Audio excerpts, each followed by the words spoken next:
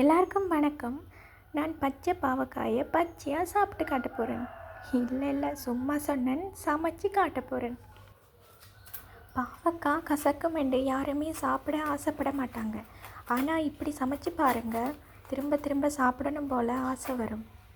பாவக்காயை நாங்கள் முதல்ல வெட்டி க்ளீன் பண்ணி எடுத்துக்கொள்வோம். வெட்டின பிறகு உப்பு தண்ணியில் ஒரு 10 மினிட்ஸ் ஊற வச்சு நல்லா கழுவி எடுத்துக்கொள்ளணும். கழுவி எடுத்த பிறகு சின்ன சின்ன பீஸாக வெட்டி எடுத்துக்கொள்ளலாம். அதுக்கு தேவையான அளவு உப்பு போட்டு நாம் அதை மிக்ஸ் பண்ணி எடுத்துக்கொள்ளலாம்.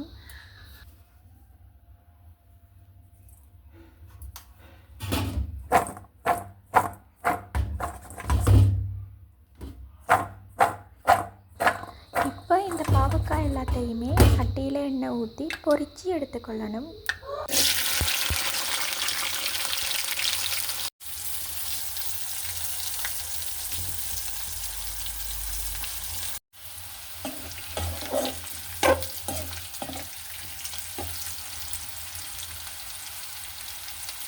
பாவக்காய் நல்லா பொரிஞ்சதுமே இறக்கி எடுத்துக்கொள்ளலாம்.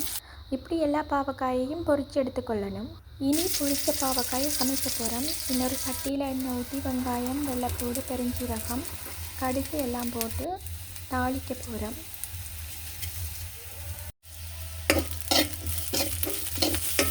எல்லாமே நல்லா வதங்கணும். வதங்கின பிறகு தக்காளியை போடலாம்.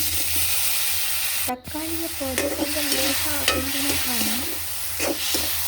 இதுக்கு பிறகு நாம் கறிக்கு அளவாக குழம்பு மிளகாய்த்தூள் போடுவோம். மிளகாய்த்தூள் போட்டுட்டு நல்ல கட்டி பால் விடணும். நிறைய பால் விடணும். அந்த பால்லேயே தான் நாங்கள் இந்த பொரித்த பாவக்காய் வெந்து வரணும். இப்போ பொரித்து வச்ச பாவக்காய் எல்லாம் அதுக்குள்ளே போட்டுடலாம். கறியை நல்லா கிண்டி கொதிக்க விடணும். பாவக்காய் சாப்பிட்றது உண்மையாகவே உடம்புக்கு நல்லம்.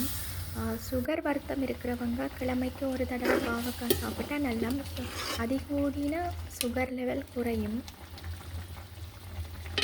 விட்ட கட்டிப்பால் எல்லாமே நல்லா வற்றணும். பாவக்காய் உடையாதபடி தான் நாம் கிண்டி கிண்டி விடணும். லேசாக கிளறி விட்டால் போதும். இப்போ கறி வத்திட்டு இந்த நேரத்தில் நம்ம கருவேப்பிலை தூவி கறியை இறக்கி எடுத்துக்கொள்ளலாம்.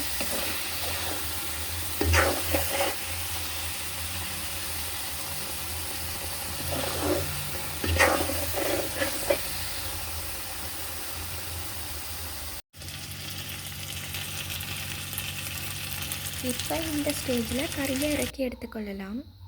உண்மையிலேயே நல்லா இருக்கும் இந்த கறி, கசக்காது. நீங்களும் செஞ்சு இப்படி சாப்பிட்டு பாருங்கள், உண்மையிலேயே நல்லா இருக்கும். என் சேனலை எல்லோரும் சப்ஸ்கிரைப் பண்ணுங்கள், சப்போர்ட் பண்ணுங்கள். நான் இன்னொரு வீடியோவில் எல்லாரையும் சந்திக்கிறேன்.